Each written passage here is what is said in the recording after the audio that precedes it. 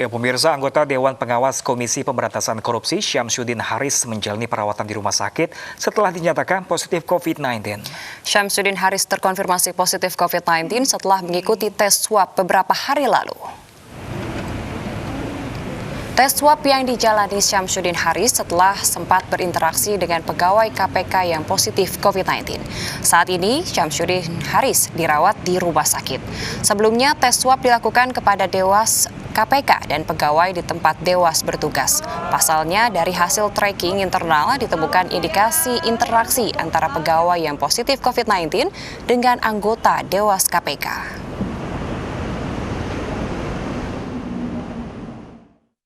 Dari hasil tes swab yang dilakukan terhadap anggota Dewan Pengawas beberapa hari yang lalu, kami dapat informasi bahwa untuk Pak Syamsuddin Haris terkonfirmasi positif virus COVID-19 dan saat ini beliau sedang dilakukan perawatan di Rumah Sakit Pertamina Jakarta.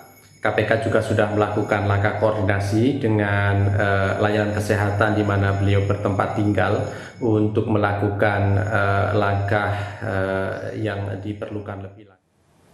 Setelah dinyatakan meninggal dunia akibat terpapar COVID-19, jenazah Camat Kelapa Gading Muhammad Harmawan dimakamkan dengan protokol COVID-19 di TPU Pondok Rangon Cipayung, Jakarta Timur. Jenazah Camat Kelapa Gading Muhammad Harmawan Sabtu kemarin dimakamkan di TPU Pondok Rangon Cipayung, Jakarta Timur. Pemakaman dilakukan dengan protokol kesehatan COVID-19. Pemakaman dihadiri keluarga dan rekan sejawat meski hanya bisa disaksikan dari jarak jauh. Camat Kelapa Gading Muhammad Harmawan menghembuskan nafas terakhirnya di RSPI Sulianti Saroso, Jakarta Utara, hari Sabtu sekitar pukul 11.50 waktu Indonesia Barat akibat terpapar COVID-19.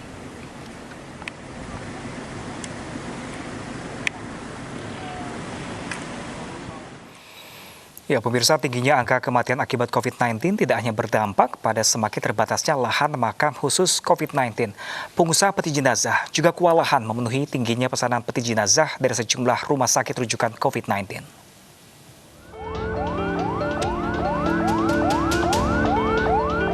Tingginya angka kematian berdampak pada meningkatnya permintaan peti jenazah. Pengusaha peti jenazah di Pondok Kelapa, Durensawit, Jakarta Timur dari yang sebelumnya per hari hanya membuat 5 peti jenazah, kini harus membuat 20 peti jenazah setiap harinya.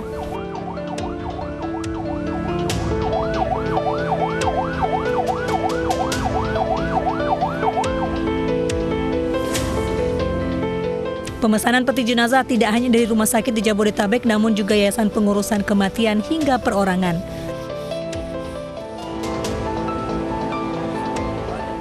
Pengusaha peti jenazah di Tangerang, Banten dalam sebulan terakhir juga harus memenuhi pesanan hingga 40 peti mati. Pesanan datang dari berbagai rumah sakit rujukan di Kabupaten Kota Tangerang dan Tangerang Selatan.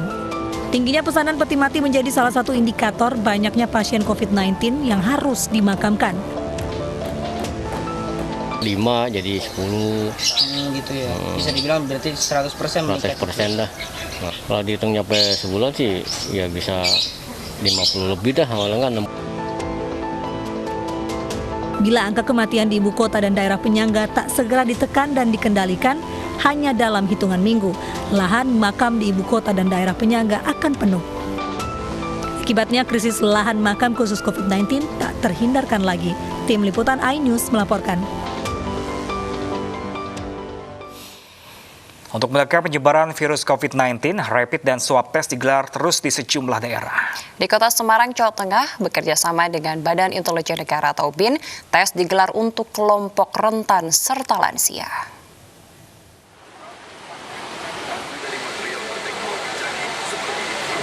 Rapid dan swab test pada Sabtu kemarin digelar pemerintah Kota Semarang dan BIN. Rapid test antigen yang dilakukan adalah tes diagnostik cepat COVID-19 untuk mendeteksi keberadaan antigen virus corona pada sampel yang berasal dari saluran pernafasan. BIN menyiapkan 1 unit mobile laboratorium PCR test yang telah memenuhi standar kesehatan dengan hasil cepat antara 5 hingga 7 jam. Warga yang mengikuti tes kebanyakan adalah manula serta anggota TNI dan Polri. Dinas Kesehatan Kota Semarang berharap tes diharapkan bisa mendeteksi dini khususnya bagi kelompok rentan dan lansia untuk mencegah penyebaran virus corona. Ketua Komisi 1 DPR RI Mutia Hafid yang ikut memantau jalannya tes mengajak seluruh elemen masyarakat untuk berpartisipasi dalam upaya penanggulangan COVID-19.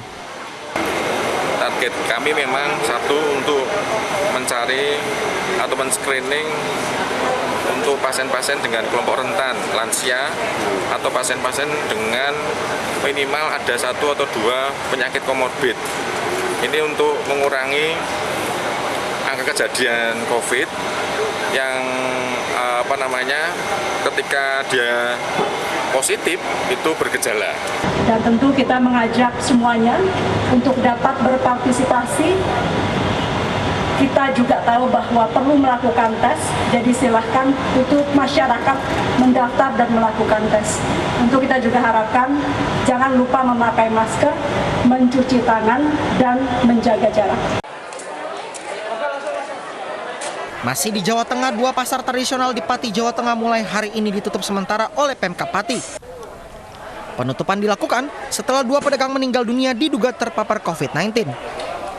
Pasar Kayen Kecamatan Kayen dan Pasar Bulu Manis Kecamatan Margoyoso ditutup sebagai upaya pencegahan penyebaran COVID-19 di klaster pasar tradisional. Tim Liputan iNews melaporkan. Ketua KPU Provinsi Sulawesi Selatan Faisal Amir positif COVID-19. Informasi dalam negeri lainnya akan hadir usai jeda, tetaplah di iNews Pagi.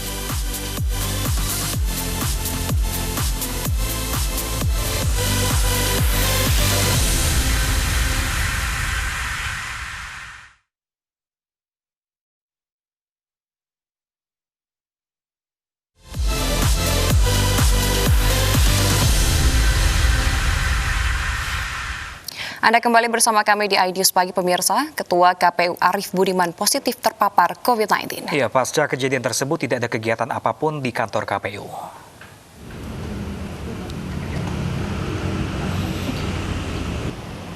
Ya, tidak ada aktivitas apapun di kantor KPU Pusat di kawasan Imam Bonjol, Jakarta. Hanya sejumlah petugas yang tetap berjaga di pintu depan, meski tidak ada satupun karyawan yang hadir. Di halaman depan kantor KPU pun terpasang imbauan untuk tetap menggunakan masker.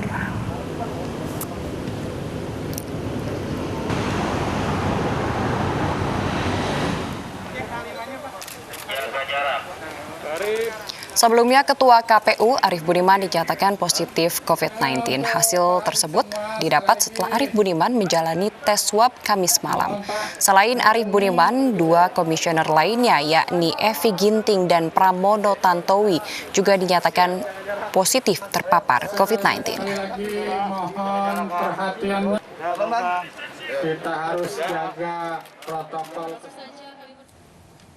Sementara itu, pemirsa, Ketua KPU Provinsi Sulawesi Selatan Faisal Amir dinyatakan positif terpapar COVID-19. KPU Sulawesi Selatan sempat mendapatkan kunjungan dari Ketua KPU RI Arief Budiman yang terpapar COVID-19.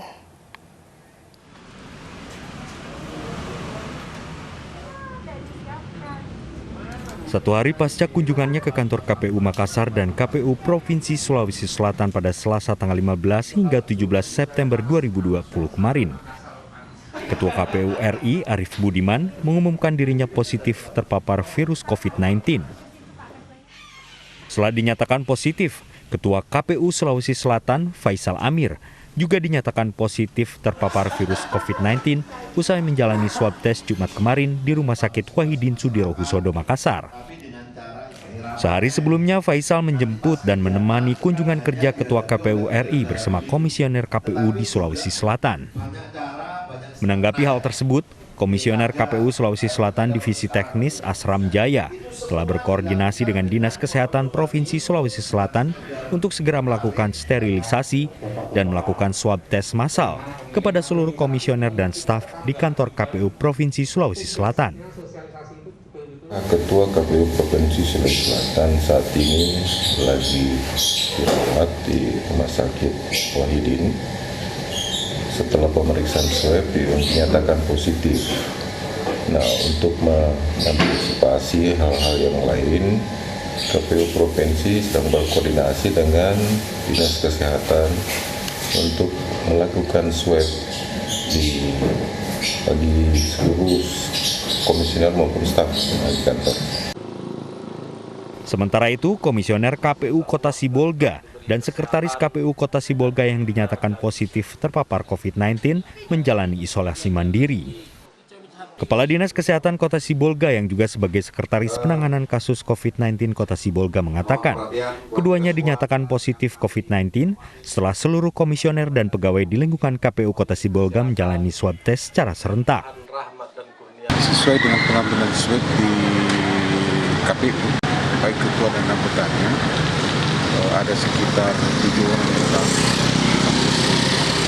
Di antaranya ada 2 orang yang positif berdasarkan hasil tes PCR dan hasil cek. Yang 2 orang ini berinisial AH. Sementara itu, terkait adanya 10 orang anggota DPRD Sibolga yang reaktif COVID-19 setelah mengikuti rapid test, hingga kini masih menunggu swab test yang telah dikirim ke rumah sakit rujukan COVID-19 di Medan. Tim Liputan iNews melaporkan. Kita beralih ke informasi jelang Pilkada Serentak 2020. Pemirsa, pasangan Bobi Nasution dan Aulia Rahman menyambangi sejumlah tokoh agama untuk meminta restu jelang Pilkada Kota Medan. Menantu Presiden Jokowi ini berharap Pilkada berjalan lancar tanpa kampanye hitam.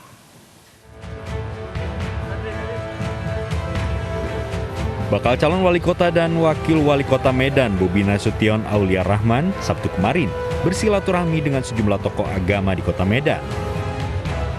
Acara digelar di kediaman bakal calon wakil wali kota Medan, Aulia Rahman, di Komplek Deli Raya Medan, Sumatera Utara. Kepada para tokoh agama, Bobi dan Aulia meminta restu agar pilkada berjalan lancar dan semua kandidat terhindar dari fitnah maupun kampanye hitam. Kita minta doa restu agar pilkada kali ini berjalan damai.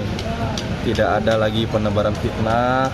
Pokoknya yang kita usung, siapapun yang maju, bicaralah tentang program. Sudah itu aja, tidak ada bicara yang lain. Dukungan untuk Bobi Nasution Aulia Rahman juga terus mengalir. Salah satunya dari komunitas warga Batak di kota Medan. Dukungan diberikan lantaran Bobi dianggap bisa memberikan perubahan di kota Medan. Tim Liputan iNews melaporkan. Dan sementara itu pemirsa, relawan pesaing Bobi Aulia, Ahyar Nasution dan Salman Al-Farisi menggelar aksi penggalangan dana. Penggalangan yang terkumpul akan digunakan untuk kampanye dan kegiatan sosial.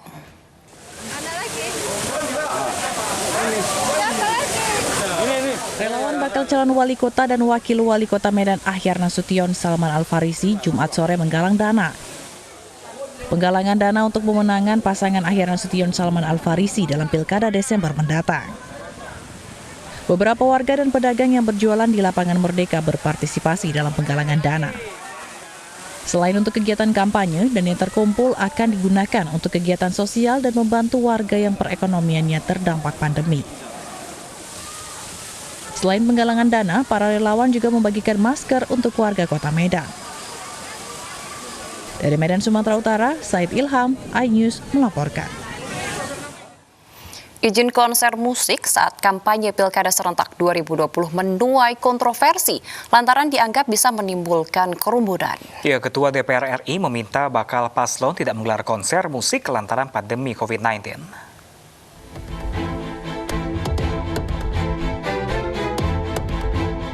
Konser musik saat Pilkada Serentak 2020 di masa pandemi menuai kontroversi, lantaran bisa memicu kerumunan warga. Komisioner KPU mengatakan aturan ini sudah diatur dalam pasal 63 ayat 1 Peraturan KPU nomor 10 tahun 2020. Syaratnya, maksimal peserta acara yang hadir adalah 100 orang dan mematuhi protokol kesehatan. Kampanye Pilkada 2020 di masa pandemi ini, maka ketentuan yang berlaku dalam hal jumlah pendukung yang hadir dalam satu kampanye itu mengikuti Peraturan KPU nomor 10 tahun 2020 yang sudah dengan sangat eksplisit menyebutkan orangnya Jadi ada dua alternatif, ada yang kemudian maksimal 50 orang, ada yang maksimal 100 orang sesuai dengan jenis kampanyenya Meski diperbolehkan, Ketua DPR RI Puan Maharani meminta KPU merancang pelaksanaan pilkada dengan protokol kesehatan dan membatasi masa saat kampanye. Yang menjadi kekhawatiran dari para yang menyampaikan agar ada penundaan, tentu saja saya juga memahami bahwa bagaimana jangan sampai terjadi klaster pilkada di masa pandemi COVID-19 ini. Pernah dilakukan konser misalnya di dalam mobil, jadi penontonnya itu di dalam mobil, tidak boleh keluar.